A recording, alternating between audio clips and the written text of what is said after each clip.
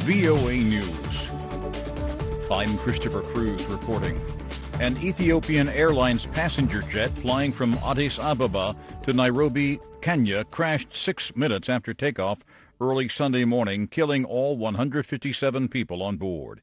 AP correspondent Charles De Ledesma reports. A spokesman for Ethiopian Airlines says among the dead are 32 Kenyans and 17 Ethiopians, while 31 other nationalities were also among those on board. It's not immediately clear what caused the crash of the Boeing 737-8 MAX plane, which was new and had been delivered to the airline in November. The state-owned Ethiopian Airlines calls itself Africa's largest carrier and has ambitions of becoming the gateway to the continent. I'm Charles De Ledesma. The plane is the same model that took off in October from Jakarta and crashed into the Java Sea a few minutes later, killing all 189 people on board a Lion Air flight. Clashes and fierce fighting are being reported in northeastern Syria, where U.S.-backed forces say their final assault on the Islamic State terror group enclave of Baghouz is underway.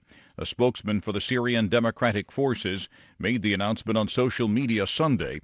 He wrote, "The offensive to wipe out the last remnant of the terror group's self-declared caliphate resumed, that is, at 6 p.m. local time." Earlier, he had tweeted that the last chance for any fighters or civilians still holding out in the small patch of land on the banks of the Euphrates River to leave had come and gone. Voting was peaceful and turnout high in Guinea-Bissau on Sunday, where voters cast ballots for a new parliament with hopes of ending years of political turmoil. Voters chose from a field of candidates from the ruling African Party for the Independence of Guinea and 20 opposition parties. Final results are expected later this week. This is VOA News. Algeria's President Abdelaziz Bouteflika landed in Algeria Sunday amid protests against his campaign for a fifth term as president. The 82-year-old Bouteflika has been in Geneva the past 2 weeks, receiving what his office called routine medical care, but many have speculated that the health of the longtime president, who's rarely been seen in public since suffering a stroke in 2013, is far more serious. Protests against his campaign entered their third week on Friday. Thousands of people flooded the streets of Algeria and Paris, which is home to a large Algerian immigrant population. The White House said Sunday it does not have any illusions about whether North Korea is preparing to resume missile testing, but refused to assess commercial satellite imagery, suggesting the North is assembling a new rocket. National Security Advisor John Bolton told ABC News, "We look every day at the North Koreans.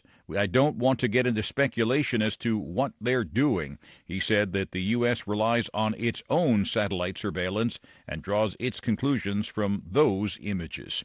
The White House economic advisor Larry Kudlow said Sunday President Trump will call for a 5% across-the-board cut in domestic government spending in 2020 when he proposes his new budget on Monday. Power has returned to some parts of Venezuela after several days of the country's worst blackouts, but many areas remain without electricity and communications.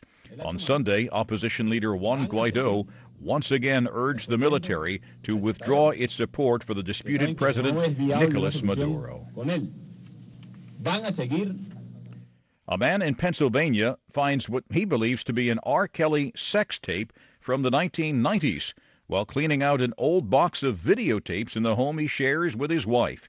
Associated Press correspondent Julie Walker reports. Gary Dennis says he has a collection of old VHS sports tapes and recently found one that was labeled R. Kelly, which he assumed was a concert, but instead he was sexually abusing underage African-American girls. Dennis, who works at a nursing home and has a daughter, says he's never met R. Kelly and has no idea how the tape ended up in his home. What the children were subjected to do on the tape is sickening and shameful. Dennis gave the tape to authorities in New York. His attorney, Gloria Allred, says it appears to show a separate incident from the 10 counts of aggravated sex abuse that R. Kelly already faces in Chicago. Julie Walker, New York.